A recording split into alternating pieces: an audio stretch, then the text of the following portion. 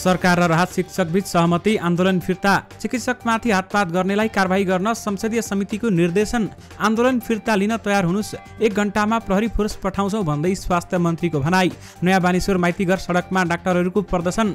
चिकित्सकलाई गृह सचिवको आग्रह, सर्वसाधारण लक्षित आन्दोलन नगर्नुस्। भैरहवा विमानस्थल जग्गा प्रकरण, रूपन्देही प्रशासनले थाल्यो छानबिन। केपी ओलीको स्पष्टीकरण, मैले फलानालाई भोट दिनुस् भनेको छैन, यो सरकार रहनु देशका लागि दुर्भाग्य हो भन्दै नेकपा एमालेका अध्यक्ष केपी ओलीको भनाई। पुराना दललाई रवि लामी छानेले भने, हामी बाहेकको सहमतीय सरकार बनाउनुस्। 4 दिनमा 3400ले घट्यो सुनको मूल्य। मन्त्रीमण्डल विस्तारको कुरा गर्न मुख्यमन्त्री चौधरी काठमाडौँमा। शेरबहादुर देउबाले भने, प्रधानमन्त्री फर्किएपछि छलफल गरौँला। फेवातालमा बनेको कडा साक्यको वाटर फ्रन्ट रिसोर्ट भत्काउन सर्वोच्च अदालतको आदेश। चिकित्सकका माग सम्बोधन गर्न सरकारलाई संसदीय समितिको निर्देशन। 4 किलो सुनसहित पक्राउ परेका 5 जना विरुद्ध संगठित अपराध मुद्दा। 17 दिन संसद रोकेर प्रधानमन्त्री घुम्न निस्कनु शोभनीय भएन भन्दै नेकपा एमालेका अध्यक्ष केपी ओलीको भनाई। शासकीय मानसिकता परिवर्तन नभएसम्म संघीय कार्यान्वयनमा समस्या छ भन्दै कार्यवाहक प्रधानमन्त्री पूर्णबहादुर खड्काले भने, पाकिस्तानमा मस्जिद नजिकै आत्मघाती हमला, 52 जनाको मृत्यु। भेटेरिनरी सेवाको पुनर्संरचना गर्ने चरणमा छौं भन्दै गृहमन्त्री नारायण काजी श्रेष्ठको भनाई। एमाले बागमती भित्र धमाधम मतदान, बाहिर नाराबाजी र नाचगान। अर्थ समितिको कार्यविधि, निर्धारित समयको 30 मिनेटसम्म बैठक सुरु नभए सभापतिले स्थगित गर्न सक्ने। 1.5 वर्षभित्र पल शाहको कमब्याक, मायावीको छायाङ्कन थालियो। मन्त्री बनाउन 3 करोड मागेको आरोप लागेका थापाको अनुसन्धानको च्याप्टर क्लोज। यसबारे पुरै जानकारी पनि आजकै भिडियोमा। दर्शक महानुभावहरु नमस्कार। स्मार्ट खबरको न्यूज अपडेटमा यहाँहरूलाई हार्दिक स्वागत छ। म आर्यन नेउपाने। सदाझै आज पनि हामी उपस्थित भइसकेका छौं आजका मुख्य समाचारहरू लिएर। हामीलाई अन्तिमसम्म हेर्नुहोला अनि हाम्रो मेहनतका लागि यो भिडियोमा एउटा लाइक अवश्य गर्नुहोला। दर्शक महानुभावहरु, पलपलको न्यूज अपडेटका लागि हाम्रो यस युट्युब च्यानललाई अहिलेसम्म सब्स्क्राइब गर्नुभएको छैन भने कृपया सब्स्क्राइब गर्नुहोस् अनि नजिकै आउने बेल आइकनलाई क्लिक गर्नुहोला। कहाँबाट हेर्दै हुनुहुन्छ अनि के कस्तो लाग्दैछ आफ्ना कुराहरू तलको कमेन्ट बक्समा कमेन्ट गर्नुहोला। दर्शक महानुभावहरु, केही स्वास्थ्यमा समस्या भएका कारण तपाईहरुमाझ केही समयदेखि आउन सकेका थिएनौं र आजदेखि हामी तपाईहरुमाझ निरन्तर आउने प्रयास गर्नेछौं। बिहान 5 बजे र साँझ 6 बजे यस युट्युब च्यानलमा तपाईहरुले मुख्य समाचारहरू हेर्न सक्नुहुनेछ। आउनुहोस् दर्शक महानुभावहरु, आजका मुख्य समाचार सुरु गरौं। सरकार र राहत शिक्षकबीच सहमति भएको प्रसंगबाट। सरकार र आन्दोलनरत राहत तथा बाल विकास शिक्षकहरूबीच सहमति भएको छ। सहमतिसँगै शिक्षकहरूको आन्दोलन फिर्ता भएको छ। सरकारले विद्यालय शिक्षा विधेयक संसदमा दर्ता गरेपछि नेपाल शिक्षक महासंघ 3 असोजदेखि विद्यालय बन्द गरेर आन्दोलनमा उत्रिएको थियो भने सरकार र महासंघबीच 5 असोजमा भएको सहमति राहत अनुदान कोटामा कार्यरत शिक्षकको समिति प्रतिस्पर्धी सम्बन्धी व्यवस्थालाई एक पटकका लागि आन्तरिकतर्फ 75% कायम गर्ने उल्लेख थियो। सरकारले ल्याएको विधेयकमा 50% भनिएको थियो। 75% बनाउने सहमति प्रति असहमति जनाउँदै राहत शिक्षकहरूले आन्दोलन जारी राखेका थिए। विशेष गरी सरकार र राहत शिक्षकबीच सहमति भएको छ भने आन्दोलन पनि फिर्ता गरिएको छ। संसदको शिक्षा, स्वास्थ्य तथा सूचना प्रविधि समितिले स्वास्थ्य मन्त्री र आन्दोलनरत चिकित्सकहरूसँग छलफल गरिरहेको छ। सुरक्षाको माग गर्दै आन्दोलनरत चिकित्सकहरूले जेल विदाउट बेलको व्यवस्था गर्नुपर्ने माग गरेका छन् भने समितिको छलफलमा पनि उनीहरूले स्वास्थ्यकर्मीहरूमाथि कुटपिट गर्नेहरूलाई कडा कारबाही गर्नुपर्ने माग गरेका छन्। स्वास्थ्य मन्त्री मोहन बस्नेतले भने घटनामा संलग्न भनिएको व्यक्तिलाई पक्राउ गरिएको र प्रहरीलाई समेत निलम्बन र विभागीय कारबाही थालिसकेको बताएका छन्। तर चिकित्सकहरू आन्दोलन रोक्न तयार नदेखिएपछि उनले मणिपाल अस्पतालमा 1 घण्टाभित्र प्रहरी हटाउने बताए। उनले अघि भने, तपाईहरु आन्दोलन लिन फिर्ता हुनुस्, 1 घण्टाभित्र पुलिस फोर्स पठाउँछौं भन्दै उनले भने, साथै अरु कानुनी प्रक्रियाका लागि हामी जुन संरचनाले काम गरिरहेको छ यसलाई निरन्तरता दिने उनले बताए। यदि संसदीय समितिकै रोहबरमा 3 बुँदे सहमति गर्ने हो भने पनि सरकार तयार रहेको उनले बताए। तर चिकित्सकहरूले आन्दोलन तत्काल खोजेको त होइन भन्न लागेको भन्दै उनले त्यसो नगर्न आग्रह गरे। उनले अघि भने, आन्दोलन चर्काएर जाने हो भने त्यही मुड बनाएर जाउँ, समस्या समाधान गर्ने हो भने सरकारले कारबाही प्रक्रिया अगाडि बढाएको छ। शान्ति सुरक्षाको बारेमा 1 घण्टा मागेको छु, तपाईहरु सहमति गर्नुस्, म गृहमन्त्रीलाई भेट्न जान्छु भन्दै उहाँले बताउनु भएको छ। विशेष गरी आन्दोलन फिर्ता लिन तयार हुनुस्, 1 घण्टाभित्र प्रहरी फोर्स हटाउँछौं भन्दै स्वास्थ्य मन्त्रीले बताउनु भयो। नेकपा एमालेका अध्यक्ष केपी शर्मा ओलीले यो सरकार रहनु देशका लागि दुर्भाग्य भएको बताएका छन्। तर कांग्रेस कुन संसारमा छ भन्ने थाहा नभएका कारण विकल्प पनि नदेखिएको उनले बताए। आज विराटनगरमा विमानस्थलमा सञ्चारकर्मीहरूसँग कुराकानी गर्दै उनले गठबन्धन सरकार नचलेको बताए। सरकार अपराधीको संरक्षकको रूपमा देखिएको भन्दै उनले भने यो सरकार रहनु देशका लागि दुर्भाग्य हो। सरकार हटाउन पहल गर्नुहुन्छ भन्ने प्रश्नमा उनले भने हामी आफै जान चाहिरहेका छैनौं। यो सरकार हटाउने हो भने अर्को उपयुक्त विकल्प पनि स्थिति देखिन। प्रमुख पार्टीहरू जिम्मेवार हुँदा अर्को विकल्प हुने भए पनि कांग्रेसले यसबारेमा नसोचेको उनले बताए। एमाले अध्यक्ष ओलीले भने कांग्रेस कुन संसारमा छ भन्ने नै थाहा छैन। देशको अवस्थाप्रतिको गम्भीरतामा अथवा गम्भीरता केही देखिन्न भन्दै उहाँले बताउनुभयो। राष्ट्रिय स्वतन्त्र पार्टी रासोपाका सभापति रविलामी छानेले पुराना सबै दलको संयुक्त सरकार बनाउन ती दलहरूलाई सुझाव दिएका छन्। देशमा व्याप्त व्यथितिलाई ठिक गर्ने अन्तिम अवसरका रूपमा अब यो 4 वर्षका लागि पुराना दल एकै ठाउँमा उभिन सुझाव दिएका छन्। हामी बाहेकको सहमतिय सरकार बनाउनुस्, हामी प्रतिपक्षी मोर्चा सम्हाल्छौं, उनले सामाजिक सञ्जालमा लेखेका छन्। यो अवसरको सदुपयोग गरेर 33 वर्षमा गरेका गलत काम सच्याउने हो कि मिलोमतो गरेर तिनलाई ढाकछोप गरी प्रमाण लुकाएर थप अपराधीहरूलाई छुटाउने बचाउने हो, त्यो तपाईहरूको जिम्मा भन्दै उहाँले बताउनुभयो। पुरानो दलले मिसन 84 भन्न नसुहाउने उनको भनाइ छ।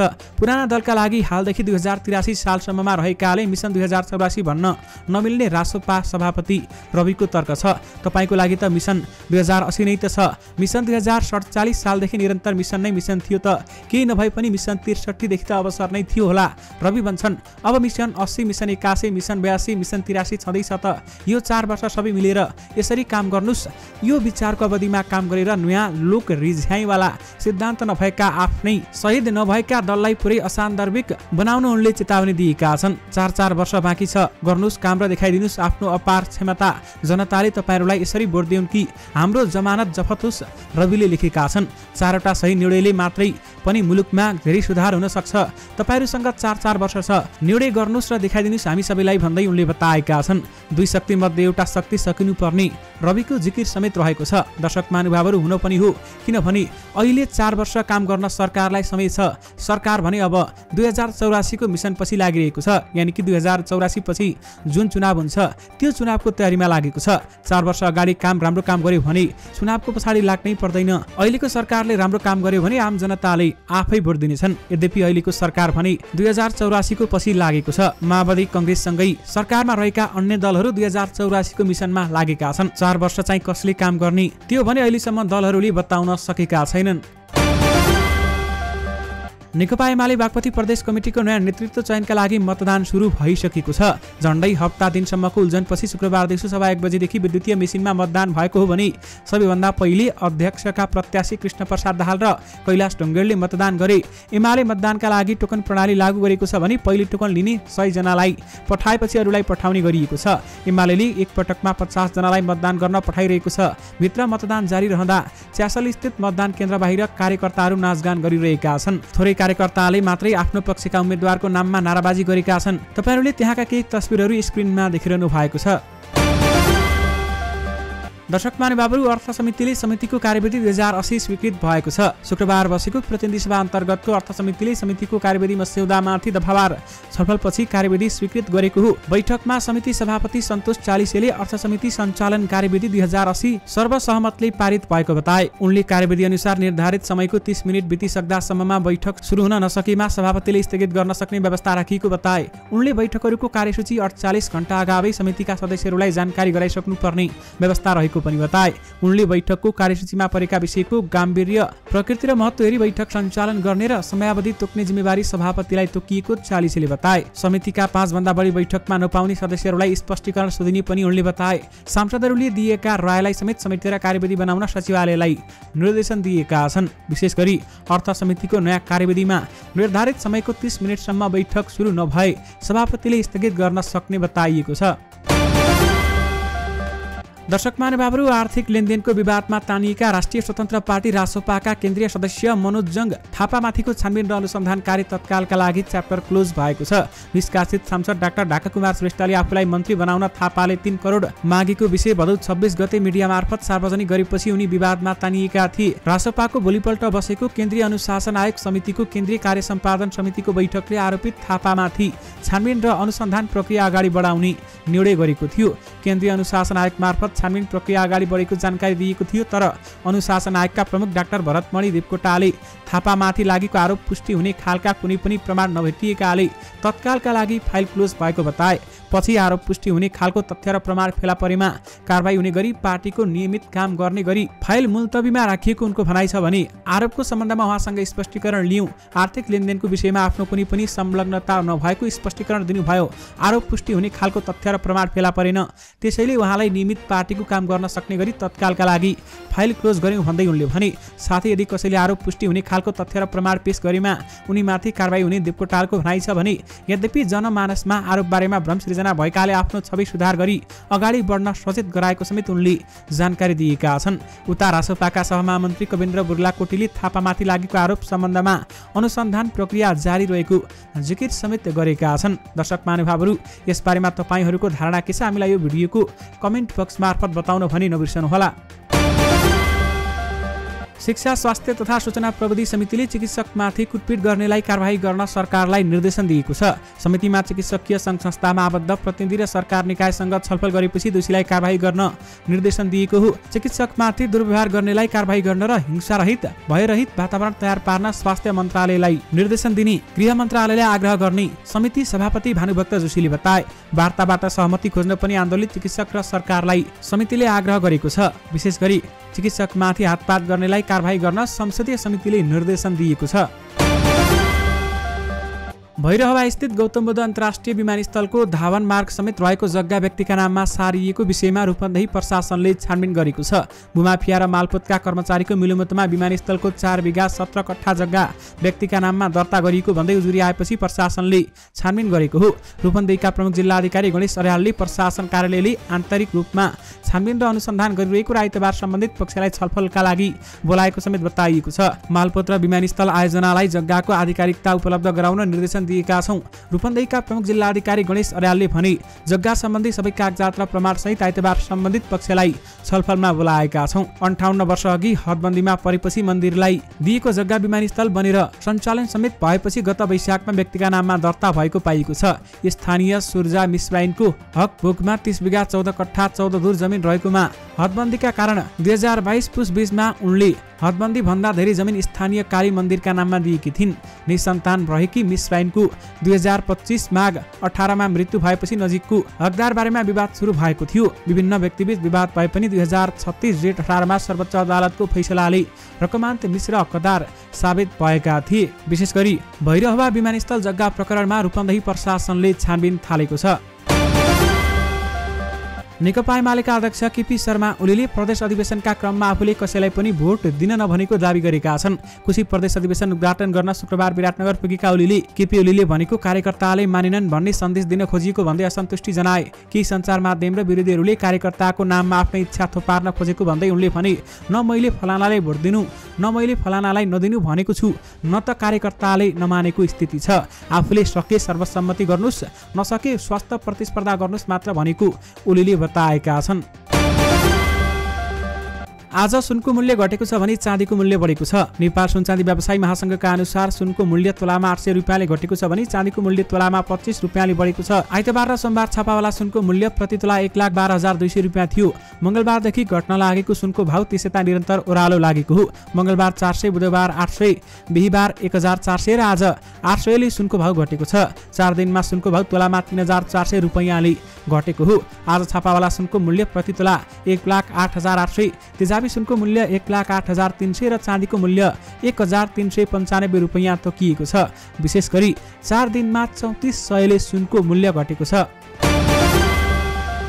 सर्वोच्च अदालतले पर्यटन व्यवसायी कर्ण साक्कीको park village water front resort भत्काउन आदेश दिएको छ। रिसोर्टले चर्चेको जग्गा सार्वजनिक र फेवातालको मापदण्डभित्र रहेको ठहर गर्दै 6 महिनाभित्र फेवातालको जमिनभित्रका सबै संरचना हटाउन अदालतले आदेश दिएको हो। आदेशसँगै अब वाटर फ्रन्ट रिसोर्ट भत्काएर उक्त जग्गा हरियाली क्षेत्र वा बगैँचाको रूपमा बाहेक भौतिक संरचना बनाउन नपाइने भएको छ। साक्कीले सरकारी अनुमति लिएर आफ्नै जग्गामा रिसोर्ट बनाएको दावी गर्दै आएका थिए भने साक्कीको उक्त दावी अदालतले अस्वीकार गरेको छ। आदेशमा भनिएको छ, विपक्षी पार्क भिलेज वाटरफ्रन्ट रिसोर्ट प्रणालीले निर्माण गरेको संरचनाको अधिकांश भाग फेवा तालको हाई फ्लड बिन्दुबाट 65 मिटर भित्र परेको देखिएको छ।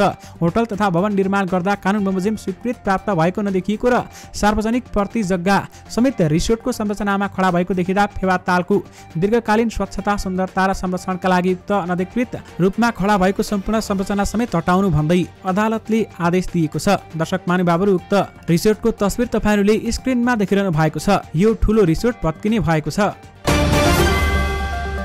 दोलखाको सिंगटीबाट 4 किलो सुनसहित पक्राउ गरिएका विरुद्ध प्रहरीले संगठित सुन तस्करीको मुद्दामा अनुसन्धान थालेको छ। बुधबार 4 किलो सुनसहित 5 जनालाई जिल्ला प्रहरी कार्यालय दोलखा र इलाका प्रहरी कार्यालय सिंगटीको टोलीले पक्राउ गरेको थियो भने पक्राउ पर्नेमा बिगु गाउँपालिका 1 बस्ने 28 वर्षीय किशोर तामाङ, 20 वर्षीय माधव मगर, 19 वर्षीय पेम्बा तामाङ र 55 वर्षीय नुरबुल छिरिङ शेर्पा र 30 वर्षीय सुनमाला तामाङ रहेका छन्। आरोपितहरू विरुद्ध भन्सार ऐन 2064 तथा संगठित अपराध निवारण ऐन 2070 विरुद्धको कसुरमा म्याद लिएर अनुसन्धान सुरु गरिएको दोलखा डीएसपी दीपक खड्काले हामीलाई बताए।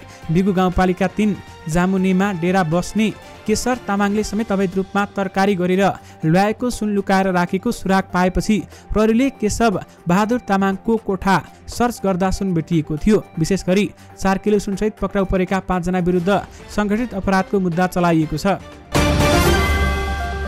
नेकपा एमालेका अध्यक्ष केपी शर्मा ओलीले प्रधानमन्त्री पुष्पकमल दाहाल प्रचण्ड देशको समस्यालाई अरसल्ल छाडेर लामो विदेश भ्रमणमा रमाएको भन्दै आलोचना गरेका छन्। आज विराटनगर विमानस्थलमा सञ्चारकर्मीहरूसँग कुराकानी गर्दै ओलीले 17 दिन संसद बैठक रोकेर प्रधानमन्त्री लामो विदेश घुम्न निस्किनु कुनै पनि हिसाबले शोभनीय हुन नसक्ने बताए। संसद 17 दिनसम्म स्थगित गरेर प्रधानमन्त्री घुम्न निस्कनु भएको हो, यो कदापि राम्रो होइन। उनले ओलीले गठबन्धन सरकार चल्न नसकेको भन्दै वर्तमान सरकारले देशका लागि केही दिन नसकेको समेत बताइसकेका छन्।